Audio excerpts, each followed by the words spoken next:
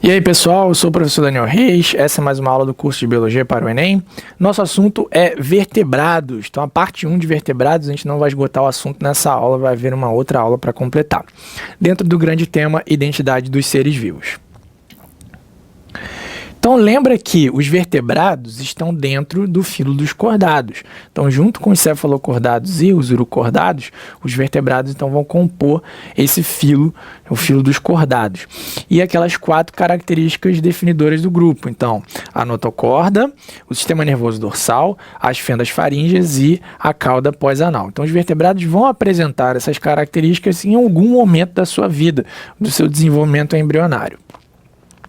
Tá? Normalmente, a notocorda nos vertebrados vai dar origem a uma coluna vertebral, então uma estrutura mais rígida que vai ter a função também de sustentar o corpo desse animal. Por conta disso, é que esse grupo vai ser chamado de vertebrado. Tá? Além disso, os vertebrados possuem crânio, então uma estrutura também rígida que vai envolver as estruturas sensoriais que estão localizadas na cabeça desse animal, tá bom? Então, olha aqui, a árvore filogenética dos cordados. E os vertebrados vão incluir uma série de grupos que nós vamos tentar desvendar esses mistérios a respeito desses grupos, tá? Então a gente vai deixar de fora aqui então os cefalocordados e os urocordados, que a gente já falou na outra aula, junto com os equinodermos. Esse grupo aqui dos peixes bruxa, eles são considerados somente craniados, eles não têm coluna vertebral, eles vão apresentar somente o crânio. Então eles não são colocados dentro dos vertebrados, a gente também não vai explorar esses caras aqui, tá? Então a gente vai falar desse grupão aqui a partir de agora. Então, começando, dei uma ampliada aqui na árvore e coloquei só então os vertebrados. Então, começando o nosso estudo, a gente vai lá para os chamados agnatos. São animais que se caracterizam por não possuírem maxilas, tá?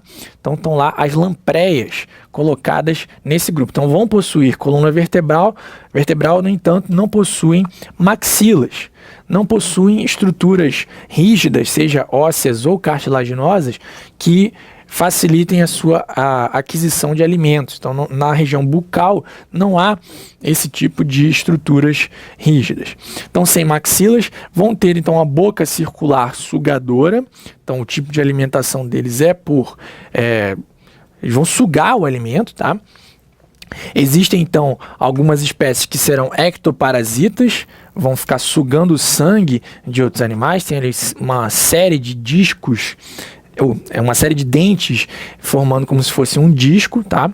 Esse grupo de animais também era chamado de ciclostomados, justamente por essa característica de terem essa boca circular. Tá? Não possuem escamas, como a gente vai encontrar nos peixes, e não tem nadadeiras pares. Então são animais assim, para os vertebrados, para o plano dos vertebrados, são animais relativamente simples. Vão ter um esqueleto cartilaginoso. Então a sua coluna vertebral, as demais estruturas que formam o seu esqueleto são de cartilagem, não são de osso, são de uma estrutura, são de um componente, uma substância menos rígida, tá, do que os ossos. Possuem no seu intestino, isso é uma característica que define esse grupo junto com os condrictes, a chamada válvula espiral, que é uma estrutura realmente espiral dentro do intestino que vai aumentar a superfície de absorção de nutrientes. Isso vai aparecer tanto nos agnatos quanto nos peixes cartilaginosos, nos condrictes. Fazem respiração branquial. Então eles vão apresentar uma circulação que é chamada simples e completa. Ela é simples porque ela passa somente uma vez pelo coração. Não vai haver uma dupla passagem pelo coração no seu trajeto. E ela é completa porque não há mistura do sangue que está oxigenado com o sangue que está menos oxigenado. Então não há mistura de sangue arterial e venoso. Tá? Você vai ter somente... como é somente uma passagem, você não tem essa mistura de sangue dentro da circulação desses animais. A excreção é feita por rins. Como eu falei, algumas espécies podem ser ectoparasitas, vão estar ali sugando o sangue de outros animais, e eles são marinhos e dulcícolas. Então podem haver espécies de ambiente de água salgada e outras espécies de ambiente de água doce. Passando agora para os condrictes, os chamados peixes cartilaginosos. Então eles estão aqui, possuem tubarões, são representados pelos tubarões, pelas raias e pelas quimeras. E aí, diferentemente dos agnatos, eles já vão possuir as maxilas, uma maxila superior e uma maxila inferior, chamada de mandíbula também. Então são principalmente marinhos, algumas espécies de água doce, e uma maxila fixa e a outra móvel. Tá aqui, ó, uma maxila fixa que fica na parte superior do crânio, né? E uma maxila móvel, também chamada de mandíbula. Seu esqueleto é cartilaginoso, tá? Isso está refletido aí no nome desse grupo, condricte. Possui escamas na sua estrutura externa do corpo, escamas placoides. Os dentes, existem várias fileiras de dente, né, num tubarão.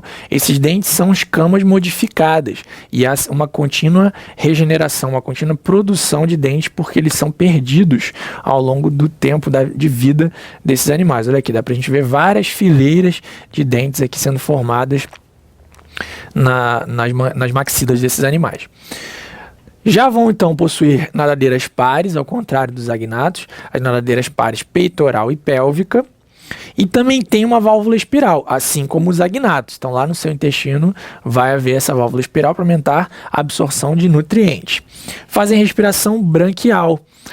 Vão apresentar 5 a 7 pares de brânquias, sem um revestimento externo, sem opérculo. Então você consegue ver as fendas branquiais nas laterais do corpo de um tubarão ou de uma raia. E apresentam uma linha uma linha sensorial na lateral do corpo, nas duas laterais do corpo desses animais, que tem função realmente nervosa, função de captar os estímulos do ambiente. Então, mudanças de direção, de fluxo da água, de intensidade da água, tá? E até sons de baixa frequência eles conseguem perceber pela linha lateral, tá? Então, uma estrutura importante aí para fins sensoriais desses animais. Possui fecundação interna, então a cópula, o encontro dos gametas é dentro de um indivíduo. E a grande maioria é ovípara, vai conseguir colocar ovos que contêm o embrião. Esses ovos vão ser colocados e desenvolvidos fora do corpo da fêmea. Na maioria, existem espécies que são vivíparas, onde esse ovo vai se desenvolver dentro do corpo da fêmea, e aí os filhotes vão sair de dentro do corpo da fêmea já formados.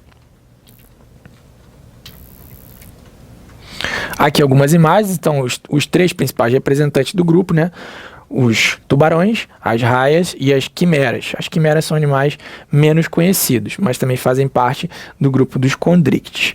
Aqui a gente consegue ver as várias nadadeiras, né, de um tubarão. Então as nadadeiras peitorais e pélvicas aparecem em pares, as demais não, vão ser ímpares, né? E a gente consegue ver aqui as fendas branquiais. Olha aqui, 1, 2, 3, 4, 5 fendas onde as brânquias estão localizadas, tanto do lado direito do animal quanto do lado esquerdo, tá?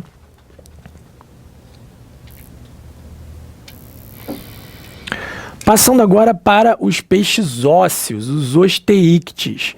Então vamos localizar os osteíctes aqui, ó. Tá aqui, os osteíctes.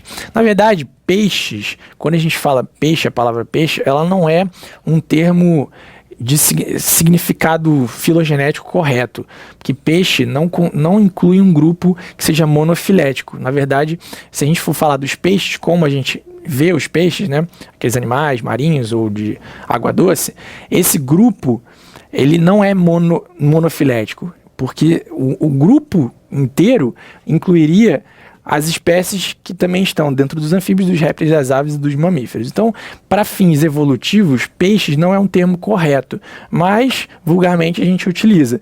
Então, os peixes ósseos vão incluir aqui esses grupos, tá? Os peixes com nadadeiras raiadas e os peixes com nadadeiras lobadas, sendo aqui representados pelos selacantos e peixes pulmonados. Vamos dar uma olhada nesses caras aqui. Isso aqui é um pouco confuso à primeira vista, mas vamos simplificar essa história. Então, os osteítes, os peixes ósseos, 2 grupos básicos, os actinopterígios e os sarcopterígios. Qual é a diferença de um grupo para o outro? Actinopterígios vão ter as suas nadadeiras raiadas. Então são raios, prolongamentos ósseos que formam raios e essas nadadeiras são formadas dessa maneira. Já os sarcopterídeos possuem as chamadas nadadeiras lobadas ou nadadeiras carnosas, tá? Que são mais próximas evolutivamente das patas de um tetrápode. E é justamente esse grupo, os sarcopterídeos, que deu origem aos tetrápodes. Então vão aparecer tanto em ambientes marinhos quanto em ambientes de água doce, possuem um esqueleto ósseo, como a gente já falou, e não tem válvula espiral. Então isso diferencia os peixes cartilaginosos dos peixes ósseos. Não tem válvula espiral, esses carinhas aqui. Respiração branquial 4 ou 5 pares, enquanto que nos peixes cartilaginosos, nos condrictes, era de 5 a 7 pares de brânquias. Vão apresentar um opérculo que cobre, uma projeção óssea que cobre a estrutura das brânquias. Isso aqui é até algo que é interessante de se falar. Quando você vai comprar um peixe no mercado, é interessante que você levante o opérculo e olhe a estrutura das brânquias. Se as brânquias ainda estiverem bem vermelhas, quer dizer que ainda tem sangue circulando ali e o peixe está fresco. Agora, se você olhar para essas brânquias e elas já estiverem mais esbranquecidas, mais claras, quer dizer que o sangue já parou de circular ali, o peixe já morreu há bastante tempo e ele não está tão fresco assim, não é tão bom que você compre esse peixe para alimentação. Esse grupo apresenta uma estrutura chamada bexiga natatória, que é um órgão que pode se encher ou se esvaziar com ar, tá? Para fins de flutuação. E ainda para fins respiratórios em algumas espécies. Então, algumas espécies de peixes ósseos têm a capacidade de fazer respiração aérea com as trocas gasosas entre o ar que está dentro da bexiga natatória e o sistema circulatório ali que está envolvendo essa estrutura. Tá? Mas na maioria das espécies, essa estrutura vai ter função de flutuação, regulação na flutuação. Se ela está cheia de ar, o peixe fica mais leve e ele vai conseguir subir. Se ela está vazia, o peixe fica mais pesado e aí ele vai descer. Tá? São animais que excretam principalmente amônia, então são amoniotélicos. E a amônia, por ser muito solúvel em água, está associada também ao tipo de ambiente em que esses animais vivem. Então, se eles vivem em um ambiente aquático, não há problemas em perder água, a amônia precisa de muita água para sair do corpo, então não tem problema nenhum, eles podem excretar esse tipo aí de substância. Vão realizar fecundação externa, então a liberação dos gametas no ambiente, o encontro dos gametas é feito na água e a maioria também vai ser ovípara. Tá? A grande maioria vai ser ovípara. Então vai haver o desenvolvimento no ambiente desses ovos contendo os embriões e os filhotinhos vão nascer, os alevinos vão nascer fora do corpo de algum animal. Tá bom? Então aqui é a estrutura de um peixe, esse aqui é a estrutura de um actinopterígeo, olha só as nadadeiras raiadas, tá? Um peixe característico, as nadadeiras pares, né? A pélvica e a peitoral, tá ok? Aqui o opérculo cobrindo a estrutura lá das suas brânquias. E aqui exemplos, primeiramente dos actinopterídeos, então são animais de nadadeira raiada, como eu já falei, temos aqui alguns exemplos desse grupo. E os sarcopterídeos, como aqui o selacanto e esse cara aqui chamado Neoceratodes. Então olha só a estrutura da nadadeira, é uma nadadeira carnosa, tá? E é justamente esse tipo de nadadeira que deu origem às patas dos animais tetrápodes, como por exemplo os anfíbios que a gente vai ver em seguida. Aqui estão eles. Então os anfíbios, olha só onde é que eles estão. Então aqui, ó. Os anfíbios já então dentro do grupo de tetrápodes, então tetra, 4, podes, patas, então 4 patas. Tá? Então eles vão estar junto com os répteis, que incluem as aves e os mamíferos. E aí, características desse grupo. Então, primeiro, os representantes são os sapos, as rãs, as pererecas, as salamandras. Tá aqui alguns representantes desse grupo. São dulcícolas ou terrestres. Então, não há anfíbios de água salgada, somente de água doce e de ambientes terrestres. São animais carnívoros, se alimentam então de outros animais. Tetrápodes, então possuem 4 patas. Tá? Respiração pulmonar e cutânea nos adultos. Então, por que eu estou falando nos adultos? Os anfíbios são um grupo muito interessante de vertebrados porque eles levam uma vida dupla. A grande maioria das espécies tem um desenvolvimento embrionário, primeiramente na água, não só embrionário, mas como um estágio inicial de desenvolvimento do indivíduo. Tá? Então, primeiro vai ter um estágio aquático e, posteriormente, um estágio terrestre.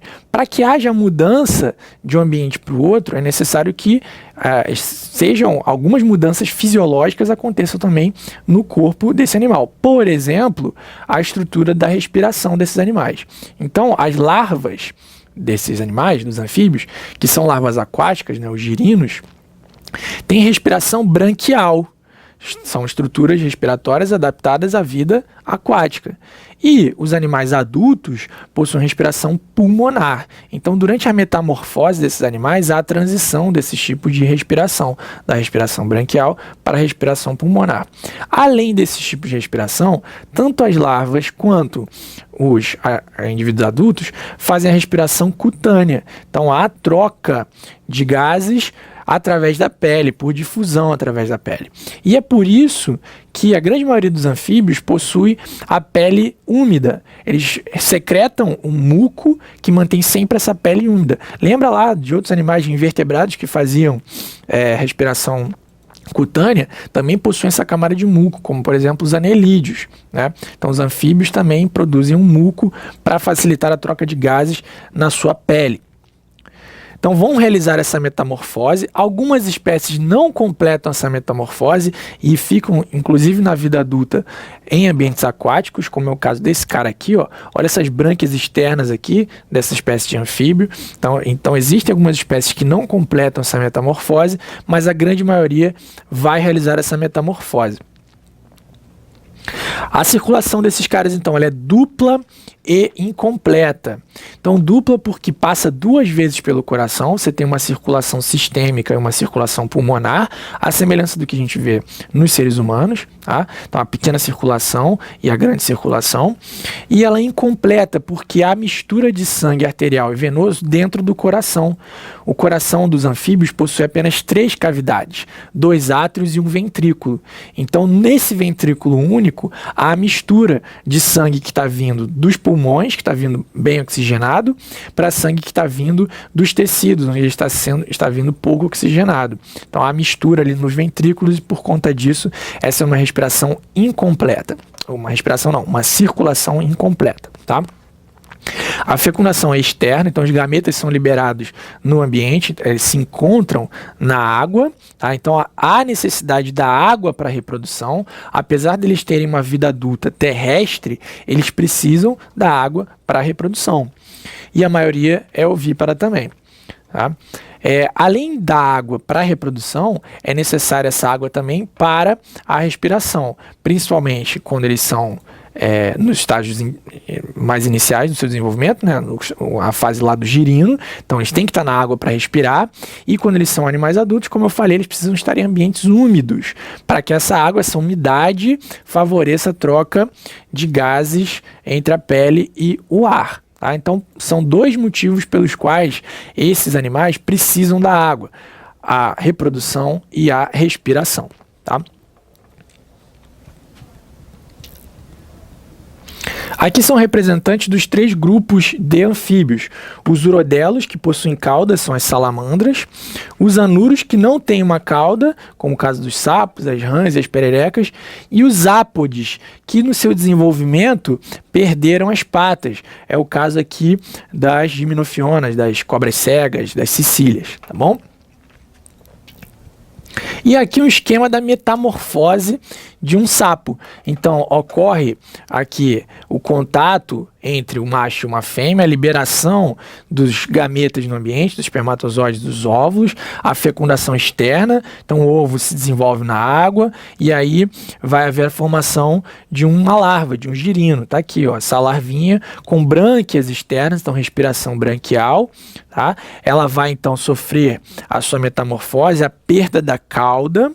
tá? Por autofagia, então vai acontecer, os próprios tecidos vão se autodigerindo, né, dessa cauda e do girino, ele vai diminuindo o desenvolvimento das patas e aí a migração de um ambiente aquático para um ambiente terrestre, concomitantemente com a mudança do tipo de respiração, da respiração branquial, então as brânquias vão regredir e a respiração pulmonar vai então tomar conta aí do tipo de respiração desses animais, tá? Então o sapo adulto respira com pulmões e a sua cauda é totalmente reabsorvida, tá? E aí eles vão reiniciar o ciclo aí se reproduzindo, ok? Então, pessoal, na próxima parte dessa aula a gente vai falar sobre répteis, aves e mamíferos e aí a gente termina a zoologia, a gente termina o estudo dos animais. Até lá, um grande abraço a todos.